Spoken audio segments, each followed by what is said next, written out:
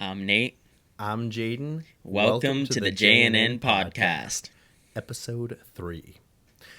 So today we're going to talk about the police, right? Yeah.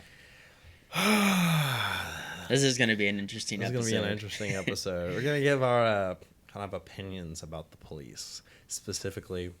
And we'll definitely do more videos on this in the future. We might even, or it's the plan to eventually interview a police officer. Eventually, yeah. Eventually. We want to interview a police officer. But so I guess we're just gonna jump into it. Yeah. This episode is kind of going over, I guess, problems we see with the police, corruption. Yeah, problems. Some solutions. Yeah. Some just spitballing over here. So I unfortunately forgot to bring my notes.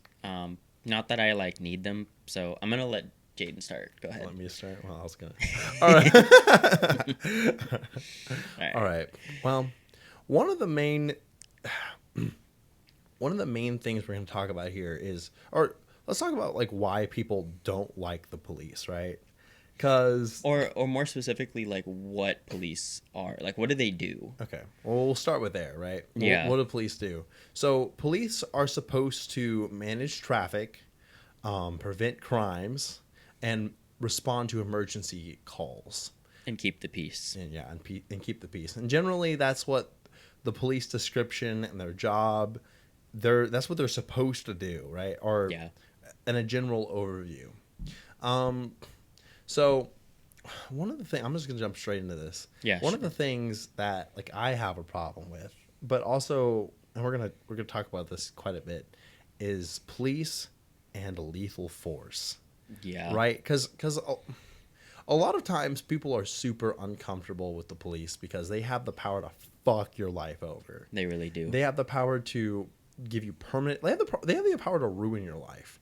Whether that's in a physical way, well, it's gonna be physical no matter what you do, right? Yeah. Whether that's ending your life or giving you a permanent record of some bullshit one another.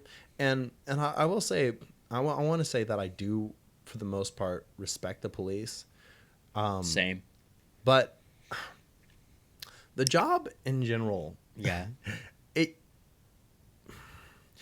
you take people, whether you have the good intentions or not, and you subject them to the worst of humanity. Yep. And you have these people seeing the absolute, responding to emergency calls and patrolling the streets and seeing just the worst in humanity. Just some of the most horrific things you can imagine. And you can only go so long as a peacekeeper and maintain being someone who's actually bringing peace into the environment and not just being a dick. Yeah.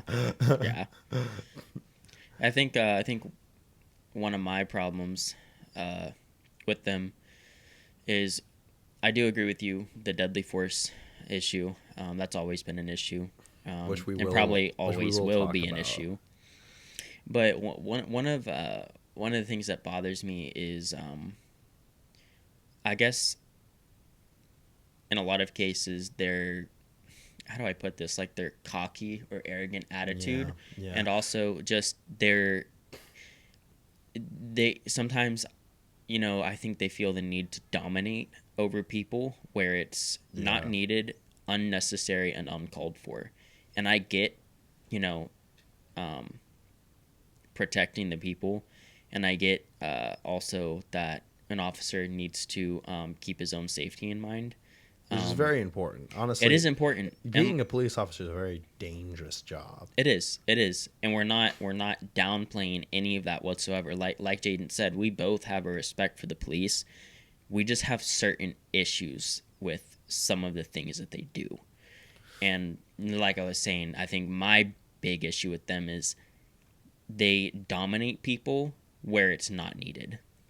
I mean, so the way that police are set up right now, right, is that, and the way training presents itself, is that they have specific questions and specific things they're looking for to get responses. It's a part of their training. I mean, like, It is. and It's all the small talk and the questions. It's designed to open you up. Yeah, it's designed to make you slip and say something that could possibly get you in trouble. And the truth is I think like a part. Some of those opening up and questions, they're necessary in a peace. They are. In a peace force. Having that kind of training, knowing what to ask for and to look for in dangerous situations, is not only essential but life-saving to the officer themselves. Yeah. But the problem comes with using those questions to fish for things that aren't there, and then continuing to pursue them. Because again, these guys, they have the power to fuck your life over. Exactly. Like, and police are only held responsible so far. Yeah. And which was one of the things. Yeah, one of the things we're going to talk about. They're really not held responsible, quite honestly. So let's talk about lethal force. Okay. Lethal force. So, or you want to talk about the thing, qualified immunity? Yeah, let's talk about qualified immunity, and then let's jump into equal. Yeah, and then force. I'll kind of give my view on that. Yeah. Okay. So, and I'm paraphrasing here since I don't have my notes. Basically, what qualified immunity is, it's an immunity for elected officials and or police officers that protects them from like civil lawsuits or basically from any liability unless they have clearly violated a constitutional right. And in most cases, the judge is going to side with the police. So I guess the problem with qualified immunity is whenever there is police brutality, or whenever there is lethal force, or whenever there is police corruption against people, it doesn't give the victims compensation because of this qualified immunity, and it doesn't give people their day in court in most cases. Not in all, but in the majority. Yeah, and that's one of the reasons it's so scary to deal with the police, because how much they're actually held responsible, and whether, like, your word against the police, it's hard to win those arguments unless it's like a simple like traffic stop. Sometimes like straight up, guys, if you all get a speeding ticket, go challenge it in court, because chances are that police officer's not going to show up. Yeah. But if it's a more serious issue, the judge is going to side with the police for the most case, unless it's like, again, is like a clear violation of a civil right. And the reason that's even there is because police used to be brutal. Like yes, we do have problems with the police force right now, but back in the 50s and 60s, I mean, God, fucking, the police started as a slave patrol. Slave patrol. Yeah. And no. Well, I mean, like in California, especially during when they were hiring people for like almost nothing. I forget those camps. There's a big farms, and they would have plantations. Well, right? There was another name for them, but like a lot of people traveled over there. Traveled over to California to find jobs because a lot of flyers were put out, and so you have these people going into these camps. And this is like, I mean, this is that. Yeah, that's the last 150. That's like 150 years ago. Yeah, I think so. So things have changed since then, but you have these masses of amount of people traveling over to California and other places around the United States with job opportunities, and you have these really rich dudes that are paying you almost nothing to survive, and a lot of times they're not even paying you in real currency. Yeah, they pay you in like currency that you can use at the stores of the shops that they own. Yes, and you're barely paying these people, and they use the police to keep these people under control. There was no civil rights movement back then. Yeah.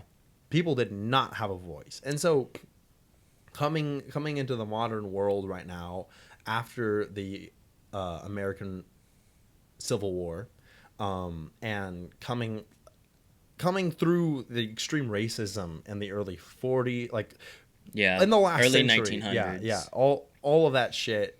The police were brutal as fuck. I They mean, were. and I was talking to one of my older coworkers at the job I work at now. Yeah. I work at a music store, and that's my day job. And my night job, my superhero job, is being a professional musician. Hell yeah. But no, he was telling me about whenever he'd get into conflict with the police, they were brutal, and back then there were no cameras and shit. So I mean, moving back into the modern, where the police came from to now, there's still a very strong protection over the police force. And again, in a lot of cases, it some of that is necessary. It you is. you do need the force that you're employing to go protect your streets as a city to be somewhat protected by the city. But there's just too much room for police to misuse their power. Yeah. And qualified immunity, it originally it started out as something that was going to be used for good, but now it's just and I'm not speaking for all the police here, but for some officers, I feel like it gives them room to I guess do things that they shouldn't, and qualified immunity has just become or been taken too far, and it's kind of become a corrupt thing, I guess. Yeah, no, and another topic I'm going to talk about is civil forfeiture. Yeah. I'm saying that right? Yeah, civil forfeiture. Civil forfeiture. But lethal force, right? One of the solutions that I've thought about a lot is we pour, and I'm we'll get into this when we get into civil forfeiture. Yeah. But we pour a lot of money into, like, federally, we pour a lot of money into keeping our streets safe. And I think that there are some branches of the police force that need to have deadly force, such as like the FBI. I believe in a strong military force. I think that a country without a strong military force is a weak country. Like it's a country destined to fall. Like if you're in peaceful times with a weak military, you're just setting yourself up for a disaster when times aren't so peaceful. If you look at the history of the world's state of affair is not peace, it's war. Look at the Roman Empire. During the end of the Roman Empire, they had massive amounts of prosperity, massive amounts of wealth, and their military became weak and their military became fat. Actually, I feel like that has a lot to do with the politicians, because when people see that times are good, then it's no longer necessary to keep up such a strong front. Yeah. Now, to get back to lethal force, right? We have a lot of fucking money in the United States. I feel like it's more than reasonable to put some of that money aside to make non-lethal effective weapons for our main police force. Yeah. Because we still need a branch of the police to have lethal force for like school shootings and hostage situations and times where terrorists are getting involved. But in everyday use, police should not be carrying around lethal force. And they shouldn't have the ability to take somebody's life and not be held responsible for that. Yeah. But they should have the ability to defend themselves. And so a good alternative here is to pour the money that we're already using into the guns that we're giving to police and develop weapons that are both effective in taking out people when necessary, but they're not lethal. Yeah. And I don't know necessarily what those would look like. Because we spend so much money on weapons development, that there should be something that's equal to lethal force but not lethal. I mean, police already have tasers and shit, but I mean, tasers only work so much. If because what we They don't work on some people. No, yeah.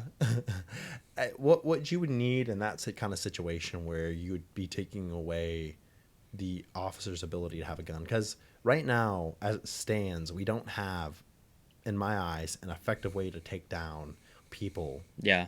that isn't lethal necessarily. I mean, okay, that's not true. That is not true. I retract that statement.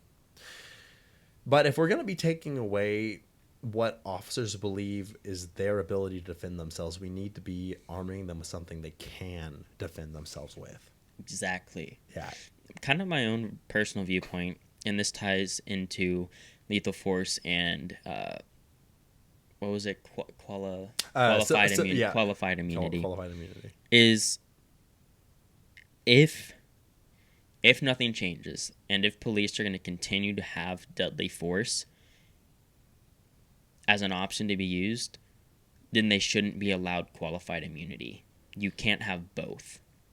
And I know people say change the system, right? That's a very common thing for people to say. Well, that's only so easy to do, right? People throughout time have been saying change the system, and revolutions have popped up, and those revolutions always, for the most part, end up they make the situation significantly worse. Yeah. I believe that in general, and I follow this rule. It's gonna be kind of insulting, but people are stupid. They're gonna believe whatever they want to believe, either because they want to believe it, Yeah. or because they're afraid it's true.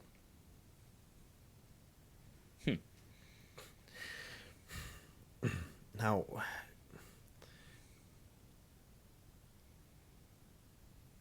I'm trying to transition. I'm trying to get back to the previous thought I was on. So as people are stupid, what was I talking about right before that? I don't remember, quite honestly. Real. We're gonna talk about civil forfeiture now. Yeah. Okay. So this is kind of a prank, if you will, and it's another one of those things that were like written down, and it's really it has caused some good, but it's also caused a lot of fucking harm, and it needs to be reformed. There's no doubt. Like fucking, we can talk about lethal force and police all day long. Civil forfeiture is something that needs to be dealt with.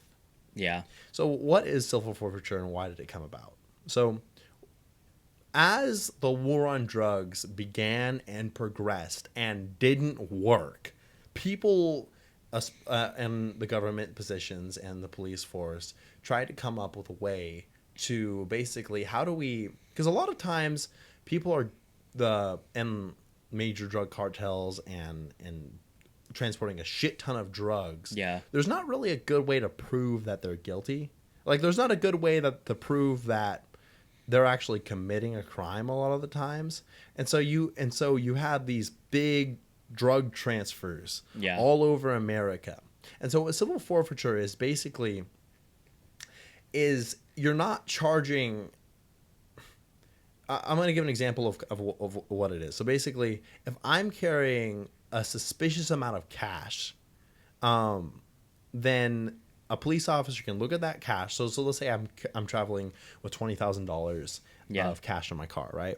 And a police officer sees the cash right there. And I can tell them, hey, I'm actually going on my way to make a down payment on whatever the fuck. Yeah, anything. It could be anything. But I'm gonna go ahead and say a house. I'm gonna pay this in cash.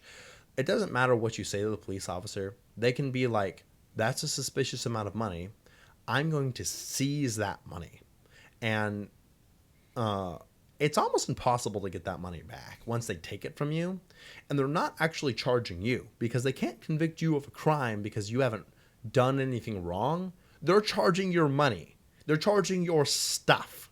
Yeah. And I was reading about some of the cases, and I should have wrote it down. They were really funny. It's like Florida against this amount of cash, give or take, or Florida against this house, and your stuff doesn't really have rights, and Yeah.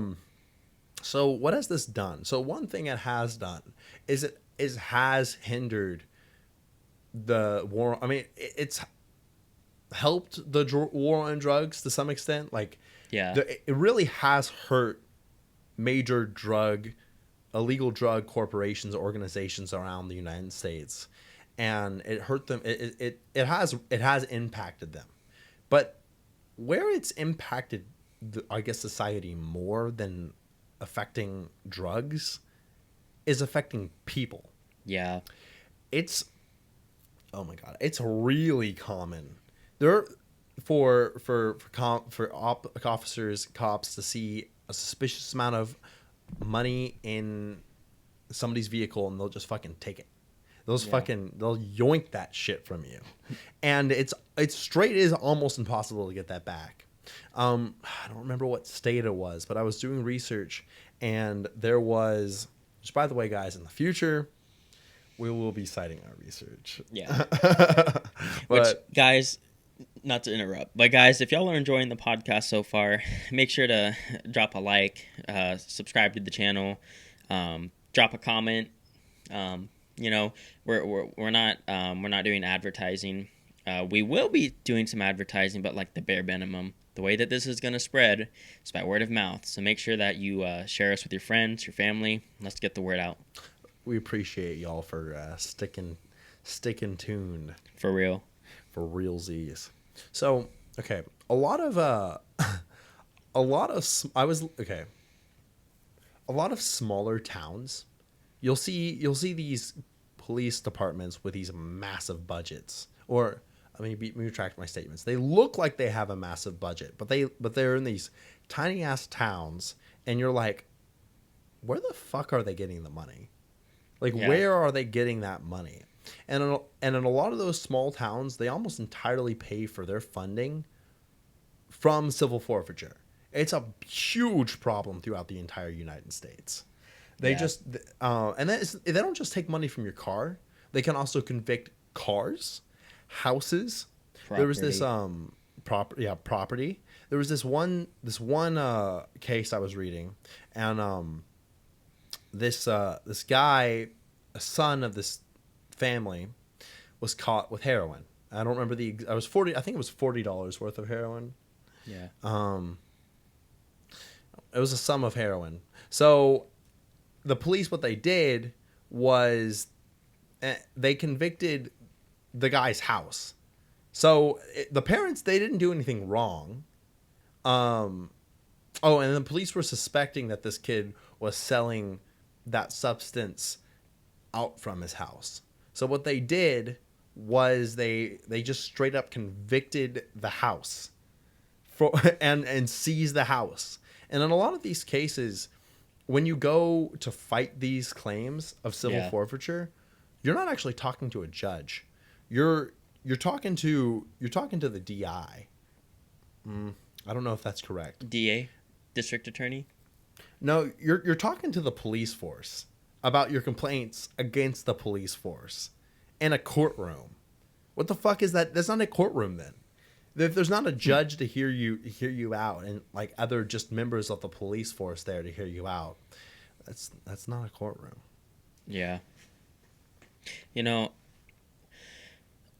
so I actually kind of did not a whole lot of research on this, but a little bit of research on like actual police corruption, like what the most common police corruption is, and it's actually theft and bribery. Like, for instance, like at a crime scene, like taking objects from a corpse actually happens to be a very common crime among the police, and I didn't know that. I honestly, I didn't think that it would be that. That kind of surprised me. Yeah, I mean, that's not. I guess that's not what I was expecting. I don't know what I was expecting. Yeah, I don't know what I was expecting either. That's fucked though. So, I guess let's move. What's some proposals? Like, how do we? Because in a bigger city, like Dallas and Fort Worth, do you think police are necessary in a bigger city like Dallas and Fort Worth? I do. Um, I think I do I too. see. I'm kind of torn on this because I feel like people can manage themselves fine, but at the same time, I feel like if we didn't have the police, I feel like crime would run rampant. But at the same time, I feel like we, us as citizens would take matters into our own hands and deal with it. Deal with the Yeah, crime. yeah. I think so. This is where I think, this is where and I think this has been actually tested. I think in smaller towns, Yeah. it's very a lack of a police force is not as big of a problem. Yeah. But I also believe that the more people there are in a single concentrated area, the stupider they become.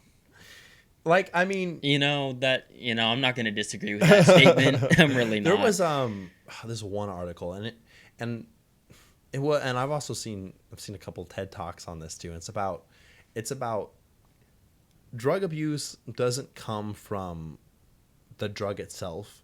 It comes from the lack of connection. And I think I read something on that too. yeah, and you'll probably a lot of you'll probably have heard of this study before, but I'm gonna go ahead and reiterate it for y'all that haven't. And basically, there was this study done in the last century where they took these rats and they put them in an environment with almost nothing. I'm gonna give a couple rat studies here. They put them in an environment with almost nothing, and they had clean water, and then water laced with cocaine, and there was a 100% death rate, and the rat society with nothing there to do but to just get high on cocaine. There was a 100% death rate. The rats would drink too much and overdose. And then they also did the same study where they made a rat paradise. Plenty of rats to play with, plenty of mating going on. They had plenty of food. They had a lot of things to play with, and then they had the water, the clean water, and the cocaine water. And almost none of them drank from the cocaine water, and there was zero overdose rate. There was a 0% overdose rate. And the truth is, humans are so much more complicated than fucking rats. Yeah. But the same principles apply as mammals and animals that live on this earth. Yeah. And what I come to this is we should be taking a hard look at the society we live in big cities and determining what really is the problem and then acting on that. Yeah. Because or wait, okay, there was another story. Yeah, another story about rats. I'm gonna tell really quickly. Okay. Basically, they were seeing the effects on population control. Yeah. Within a rat society, and so there would be an enclosed space, and when the population of rats got to a certain point, the rat society would change, like, completely. There would become males that were completely disinterested in doing anything but just themselves. They were I forgot what they were. Prince Charming rats. There was a very specific name for those kinds of rats. Super aggressive female rats that were completely interested in mating. There would be a hierarchy that formed, and the rat society would just become dysfunctional. And it would have more of a hierarchy than normal in a rat society, but it would become very chaotic and very dysfunctional. And we as mammals, I think, apply to a very similar degree when we're put in a very high stress environment with a lot of other humans around, like a lot of others. Yeah. I don't think we as a human race were designed for this many people in close proximity. Yeah. Like when you consider how much land there is that's just unused. Yeah, and the what was the as humans started to migrate closer and closer and closer together, we started to see the same kind of effects from this rat society on human society. And this was in this article, it was very interesting. Man, next time we do a podcast, we're gonna have sources on us, so we can give y'all the information where we're getting this. Yeah. I guess my whole point with all of this is that as we as a society and a government officials, we don't need to, I guess, be forcing the situation, because we're just gonna make it worse like that. And when it comes to the police force, I feel like it's very, very much the same thing. We need to take a hard look at society and what is the problem? What are the problems that we're dealing with in society in itself, and then deal with those problems. Yeah. Those are the things that will bring crime down, right? Dealing with the root of the problem instead of using the police to. What's a good word? I guess a good analogy for that. Pranking the situation. Well, I think that's about all we got for today, guys. Well, thanks for watching, guys. If you hated the video, make sure to leave a thumbs up, and make sure to comment down below. If you love the video, make sure to leave a thumbs up and subscribe. Hit that bell notification on there. We're trying to release videos every Wednesday. We're releasing videos every Wednesday, and every Friday. And every Friday, we're going to have a lot more cool stuff for y'all to come out. Please leave a comment if you have any stuff that you're wanting us to see, or any people that you want to come up for us any to topics interview. you want us to discuss. We will be having some guests on eventually. But like we said earlier, this spreads mostly through word of mouth. So, we appreciate all the support. Thank y'all for listening to the JNN podcast. Out.